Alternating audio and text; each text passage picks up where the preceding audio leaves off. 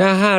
552ตั้งแต่ปัญญตังนามาสกลังวินยปิตกังอนุโลมิกังนามาจตารโรมหาปเทศาเป็นต้นไป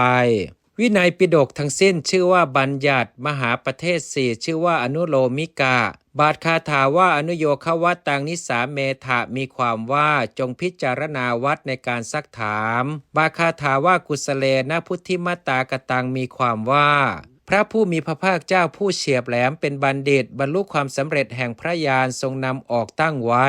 บทว่าสุวุตตังมีความว่าอันพระองค์ทรงแต่งตั้งไว้ดีแล้วบทว่าสิกขาปทานุโลมิกังมีความว่าเหมาะแก่สิกขาบททั้งหลายเนื้อความเฉพาะบทเท่านี้ก่อนส่วนพรรณนาโดยย่อพร้อมทั้งอธิบายในคาถานี้ดังนี้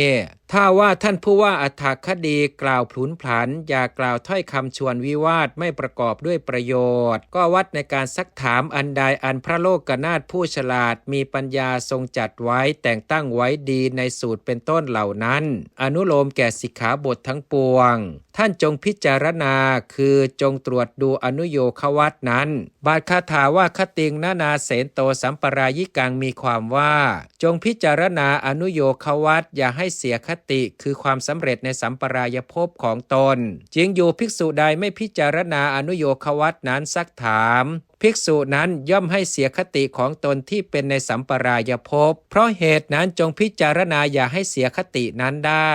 บัดนี้พระอุบาลีเถระกล่าวคำว่าหิเตสีเป็นอาทิเพื่อแสดงอนุโยควัตนั้นบรรดาบทเหล่านั้นบทว่าหิเตสีได้แก่ผู้แสวงคือผู้ใฝ่หาประโยชน์อธิบายว่าจงเข้าไปตั้งไมตรีและทำเป็นบุพภาคแห่งไมตรีไว้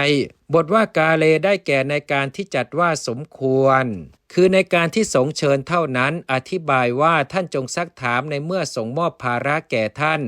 บาทคาถาว่าสหสาวหารังมาปทาเรสิมีความว่าสำนวนที่กล่าวโดยพลุนพลันคือถ้อยคำกล่าวโดยพลุนพลันใดของโจทย์และจำเลยเหล่านั้นอย่าคัดคืออย่าถือเอาสำนวนนั้นความสืบสมแห่งคำให้การเรียกว่าความสืบเนื่องในบาทคาถาว่าปฏิญญานุสันธิเตนะการเยนี้เพราะเหตุนั้นพึงปรับตามคำสารภาพและความสืบสมอธิบายว่าพึงกำหนดความสืบสมแห่งคำให้การแล้วจึงปรับตามคำสารภาพ